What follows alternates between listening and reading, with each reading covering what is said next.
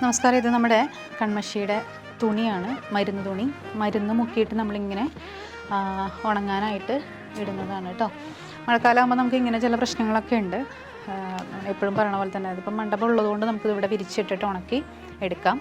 എന്താണ് ഒരുപാട് ഡിലേ വരുന്നതെന്ന് കുറേ കസ്റ്റമേഴ്സ് എന്നാലും ഒരു വെയിറ്റ് ചെയ്യും കേട്ടോ. ചിലപ്പോൾ 10 ദിവസമൊക്കെ ചിലപ്പോൾ വെയിറ്റ് ചെയ്യും. കാരണം നമ്മളിത് ചാർക്കോൾ ഇട്ടിട്ട് ഉണ്ടാക്കുന്നതല്ല, നമ്മളിത് മരുന്ന് കൊണ്ടുവന്ന് നമ്മൾ നീരെടുത്ത് അത് നമ്മൾ തുണി മുക്കിയിട്ടാണ് പിന്നെ അത് നിലത്ത് ഇതുപോലെ വെച്ച് നല്ല വെയിലത്തല്ല, ഇതുപോലെ ഇത്തിരി തണലുള്ള സ്ഥലം നോക്കി ചൂട് കാണുന്ന സമയത്ത് വിരിച്ചിട്ട് ഉണക്കി ഇത് കരിച്ചിട്ടാണ് നമ്മൾ കൺമഷി ഉണ്ടാക്കുന്നത്. അപ്പോൾ ആ ഒരു സമയം നമുക്ക് എന്തായാലും വേണ്ടി വരും.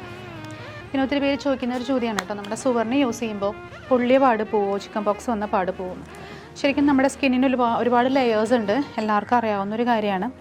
ഈ ലെയറിൽ ആദ്യത്തെ 1-2 ലെയറിലുള്ള പാടുകളാണ് സ്കിന്നിൽ പോകുന്നത്.